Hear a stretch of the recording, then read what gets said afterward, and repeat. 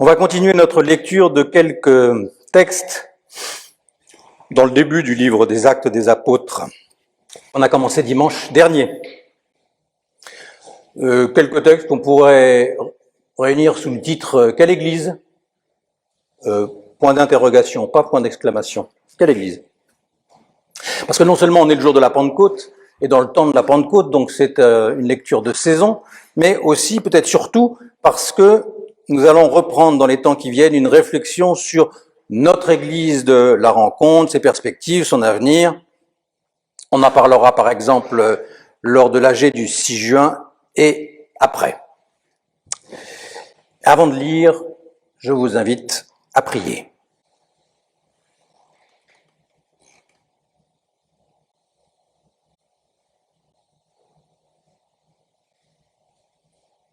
Nous sommes assis, Seigneur, et nous attendons.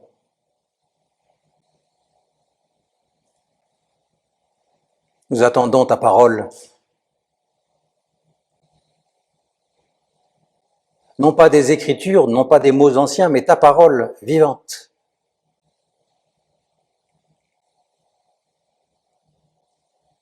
Nous attendons ta présence.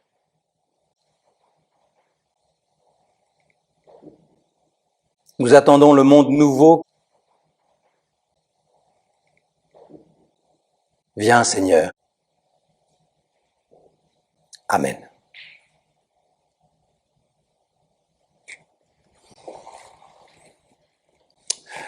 Alors, puisqu'on est pour quelques dimanches dans le livre des Actes, les Actes des Apôtres, juste avant de lire, d'abord une question un peu générale sur le livre des Actes. À votre avis, quel est le personnage principal du livre des Actes? Évidemment, il y a plusieurs réponses possibles. Et pour vous, si vous avez quelques souvenirs, ou peut-être que vous n'en avez pas du tout, quel est le principal personnage du livre des Actes? Alors on peut penser à l'apôtre Pierre, bien sûr. C'est lui, là, on a entendu tout à l'heure quand Cédric nous a lu, c'est lui qui va prononcer le premier discours après la Pentecôte, et il est très, très présent dans le début du récit du livre des Actes. Tant que les choses se passent à Jérusalem et même en Judée et en Samarie, il apparaît comme le leader de l'Église naissante, donc il a une grande importance. Mais son importance diminue. Il y a un moment dans le livre des Actes où il disparaît complètement. Il n'y a plus question. Alors on pourrait penser aussi à l'apôtre Paul tout de même, ses voyages et son activité, et c'est vrai qu'il est le personnage décisif dans la deuxième partie du livre des Actes, qui se déroule en Judée, en Samarie, et puis plus loin en Asie mineure, en Europe, jusqu'à Rome. Mais dans les premiers chapitres, il est complètement absent.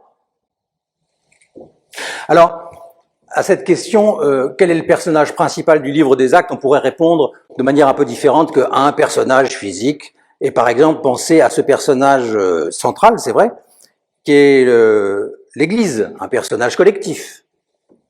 Ou bien on pourrait penser à ce personnage central, c'est vrai, qui est l'Esprit Saint.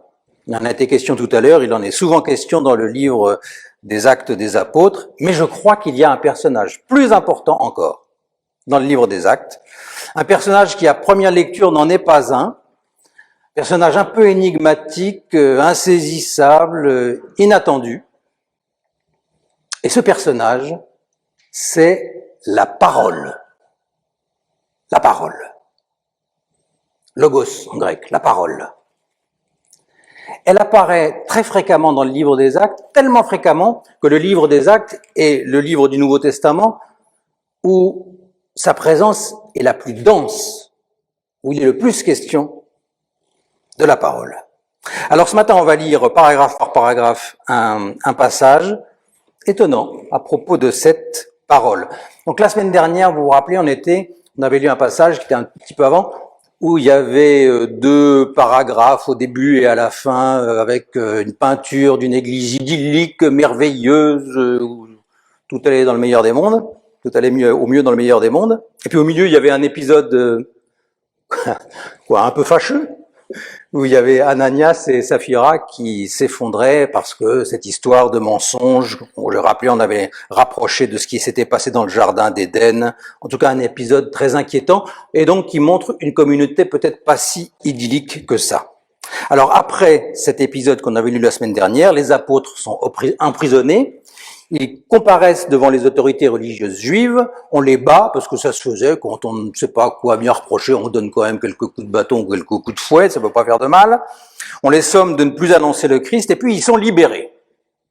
Et voilà la suite. Acte 6. En ces jours-là, comme les disciples se multipliaient, les gens de langue grecque se mirent à maugréer contre les gens de langue hébraïque, parce que leurs veuves étaient négligées dans le service quotidien. Les 12 convoquèrent alors la multitude des disciples et dirent « Il ne convient pas que nous délaissions la parole de Dieu pour servir aux tables. Choisissez plutôt parmi vous, frères, 7 hommes de qui l'on rende un bon témoignage, remplis d'esprit et de sagesse, et nous les chargerons de cela. Quant à nous, nous nous consacrerons assidûment à la prière et au service de la parole. » Ce discours plut à toute la multitude. Ils choisirent Étienne, homme plein de foi et d'Esprit Saint, Philippe, Procore, Nicanor, Timon, Parménas et Nicolas, prosélyte d'Antioche. Ils les présentèrent aux apôtres qui, après avoir prié, leur imposèrent les mains. Donc vous voyez que décidément, la communauté n'est pas si idéale que ça, puisque, sans qu'on ait de détails, on comprend qu'il y a des tiraillements au sein de la communauté. À ce stade, il n'y a pas encore de tiraillement entre les juifs d'origine et les non-juifs d'origine parmi les chrétiens, parce que, à ce stade de l'histoire, toute la communauté est juive. Mais il y a des juifs de langue, et donc aussi de culture, de tradition hébraïque, judéenne, et puis il y a aussi des juifs de langue, de culture et de tradition grecque, venus de la diaspora, du bassin méditerranéen ou d'Orient. Des juifs, ou plutôt donc des juives, puisque les dissensions tournent autour du sort réservé aux veuves. Dans l'Antiquité, il faut avoir présent à l'esprit que les veuves étaient socialement un des personnages les plus fragiles. Et donc elles étaient entièrement dépendantes de la solidarité de leur communauté. Alors visiblement, cette solidarité existe, puisqu'il est question d'un service quotidien au bénéfice des veuves. Mais il doit y avoir des inégalités, des rivalités, peut-être des discriminations entre les unes et les autres. En tout cas, c'est comme ça que c'est ressenti, comme on dit. Alors comment résoudre le problème ? Eh bien, en spécialisant les fonctions. Rien de très original. Manifestement, les apôtres n'arrivent plus à tout faire, le nombre de disciples augmente, comme dit Luc. Donc, ils proposent ceci, qui recueille l'approbation générale. Certains vont se consacrer à la prière et au service de la parole. Et ça, ce sera les apôtres qui vont assurer ce service-ci, parce qu'il ne conviendrait pas qu'ils le délaissent, comme on nous dit. Et puis d'autres vont se consacrer au service des tables. Donc le service des tables, c'était quoi ? C'était peut-être les tables avec lesquelles il y avait une distribution alimentaire quotidienne, ou plutôt peut-être qu'il faut comprendre table au sens de bureau de bienfaisance, si vous voulez, pour les veuves. Et donc ce sont non plus les 12 apôtres, mais 7 hommes choisis pour assurer spécialement ce service-là. 7 hommes, on nous dit, appréciés, spirituels et sages. Et puis en plus, si on en juge par leur prénom, c'est 7 hommes de langue grecque. Donc ça fera taire les récriminations, les discriminations, ça coupera court au ragot. Donc aux uns, les 12 apôtres, le service de la parole, elle sera bien gardée, et aux autres, les 7 hellénistes, le service des tables, et elles seront bien gérées. Sauf que ça, c'est l'organisation que la communauté et ses responsables mettent au point, mais la parole, elle fait ce qu'elle veut. Voici la suite. La parole grandissait. Le nombre des disciples se multipliait rapidement à Jérusalem et une grande foule de prêtres obéissait à la foi. Étienne, plein de grâce et de puissance, produisait des prodiges et des signes grandioses parmi le peuple. Quelques membres de la synagogue dite des Affranchis, des Cyrénéens, des Alexandrins, des gens de Cilicie et d'Asie, engagèrent un débat avec Étienne. Mais ils n'étaient pas capables de s'opposer à la sagesse et à l'esprit par lesquels il parlait.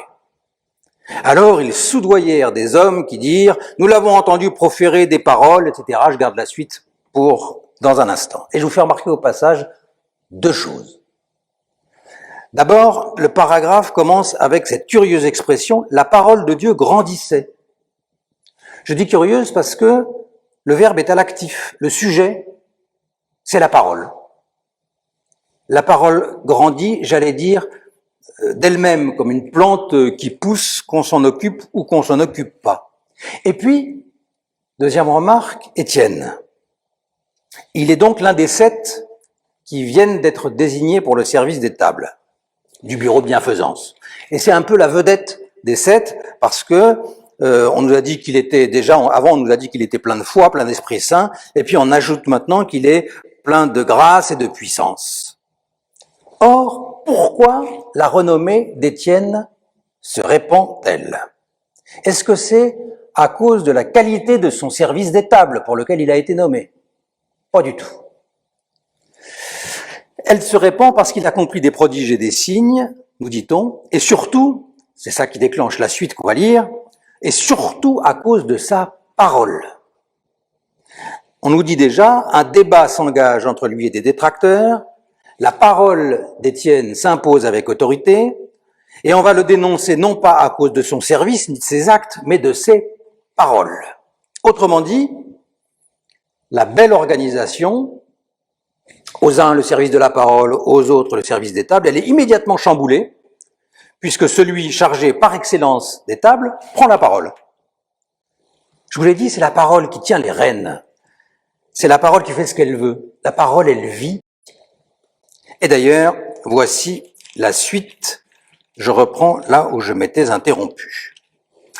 Ils soudoyèrent des hommes qui dirent « Nous l'avons entendu proférer des paroles blasphématoires contre Moïse et contre Dieu. » Ils ameutèrent le peuple, les anciens et les scribes, puis ils survinrent, s'emparèrent de lui et l'emmenèrent au Sanhédrin. Ils produisirent de faux témoins qui disaient « Cet homme ne cesse de proférer des paroles contre ce lieu et contre la loi, car nous l'avons entendu dire que Jésus, ce Nazaréen, détruirait ce lieu et changerait les coutumes que Moïse nous a transmises. » Alors que tous ceux qui siégeaient au Sanhédrin le fixaient, ils virent son visage comme celui d'un ange. Le grand prêtre dit alors « En est-il bien ainsi ?»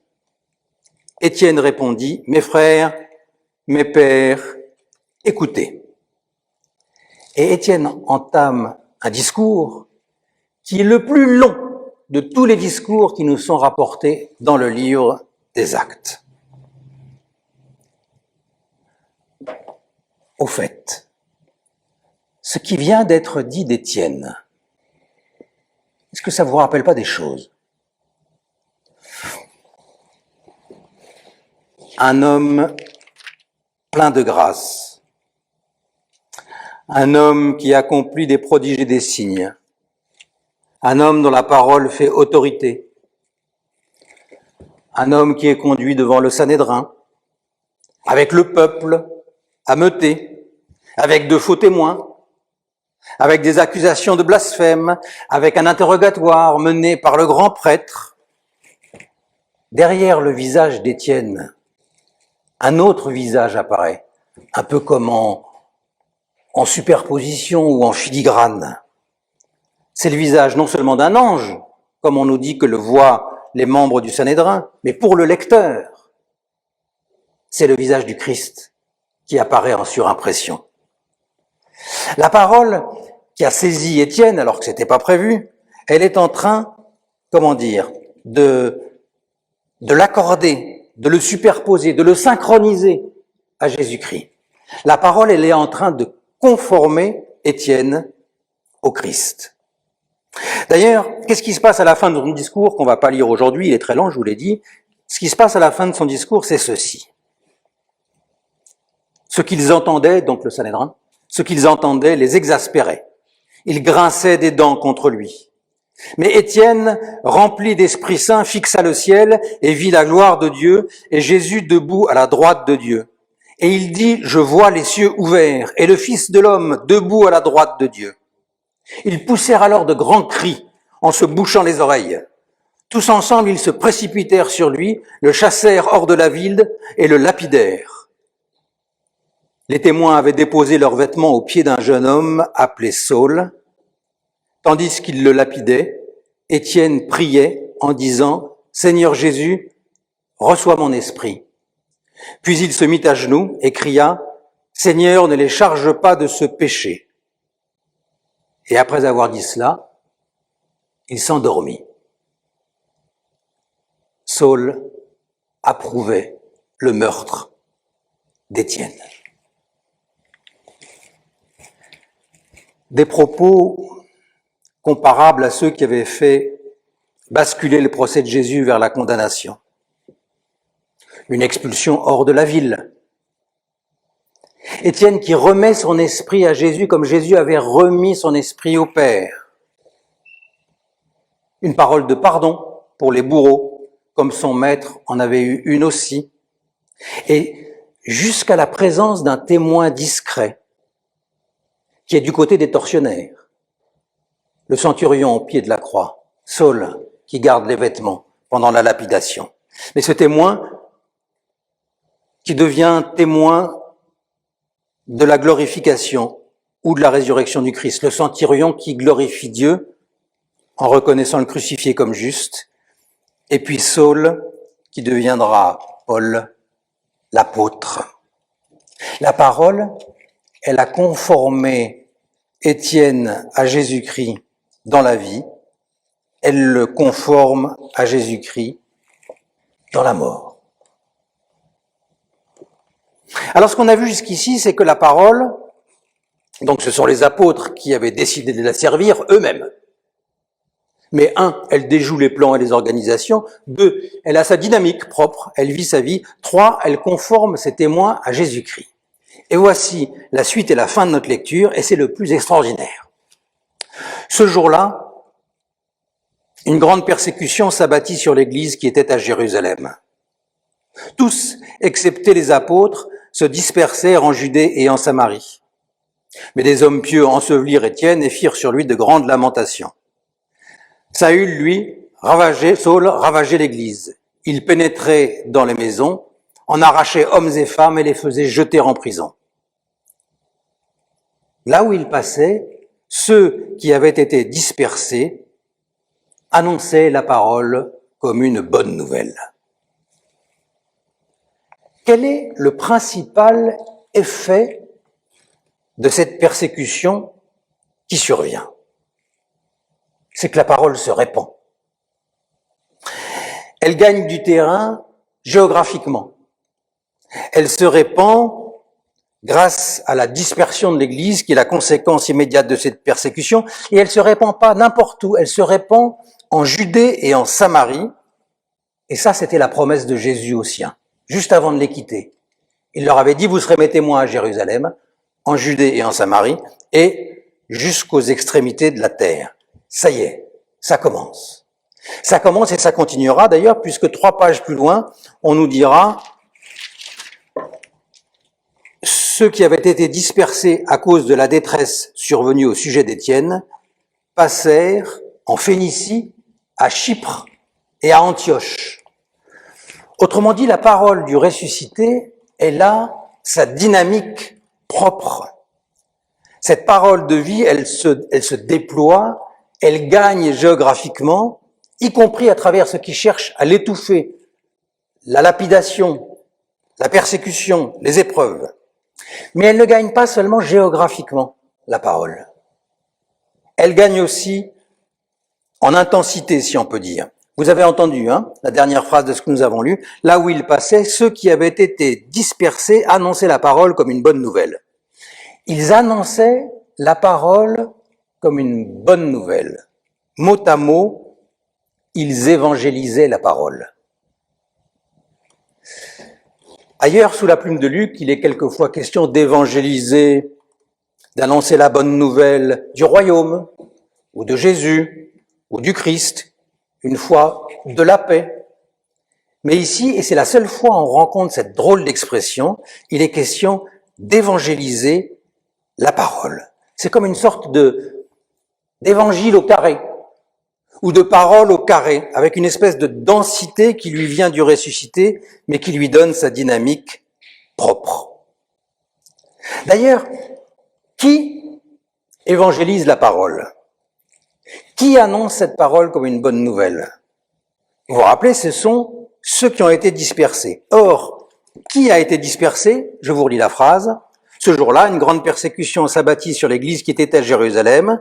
Tous, excepté les apôtres, se dispersèrent en Judée et en Samarie. Tous, sauf les apôtres.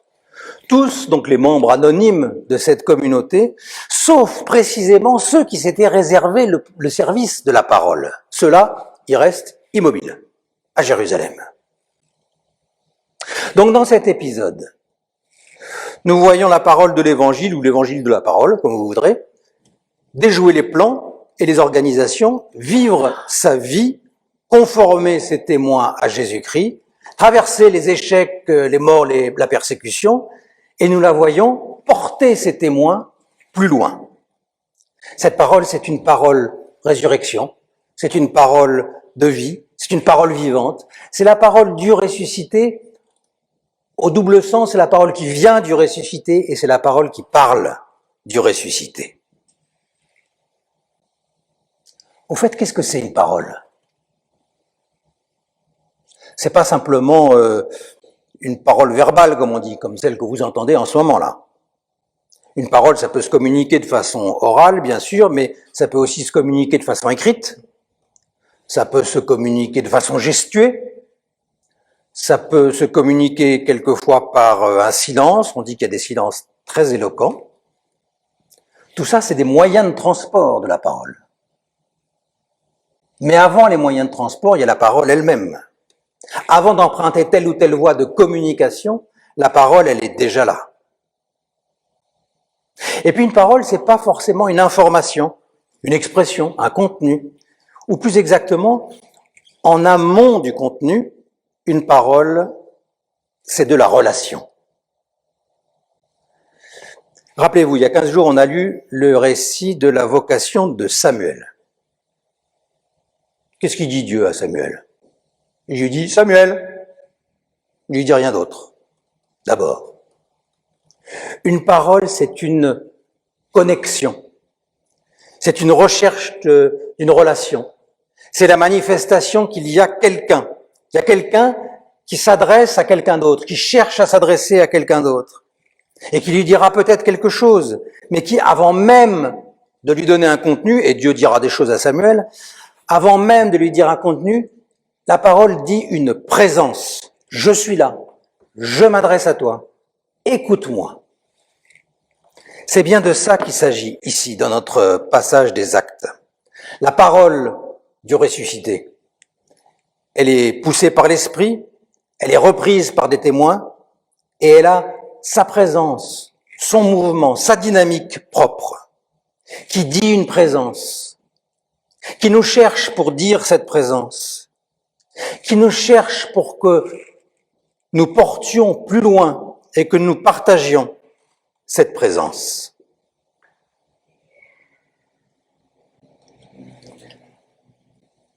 Puisque nous disons que nous sommes Église de Jésus-Christ, puisque nous disons que nous voulons être une Église de témoins, ça veut dire que nous voulons être porteurs de cette parole. Oui. Mais d'abord que nous sommes portés par cette parole. Cette parole, je l'ai dit, elle vit sa vie, elle conforme ses témoins à Jésus-Christ, elle passe par nos capacités, puis par nos fragilités, par nos épreuves, par nos dispersions, pour se disperser elle-même. Alors avant de la porter, il faut nous laisser porter. comme ces personnages dont il a été question aujourd'hui, comme celles et ceux qui étaient présents le jour de la Pentecôte et dont on nous dit qu'ils reçurent, qu'ils accueillirent la parole. Une église porteuse de la parole, c'est une église portée par la parole. Une chrétienne porteuse, un chrétien porteur de la parole, c'est une chrétienne, c'est un chrétien porté par la parole. C'est ça le chemin. Pour devenir témoin, être porté, se savoir porter, se laisser porter par la parole dont nous voulons être porteurs. Seigneur vivant, donne-nous d'être des porteuses, des porteurs portés. Que ta parole portée jusqu'à nous porte et nous relève, et que nous en devenions à notre tour des porteurs. Amen.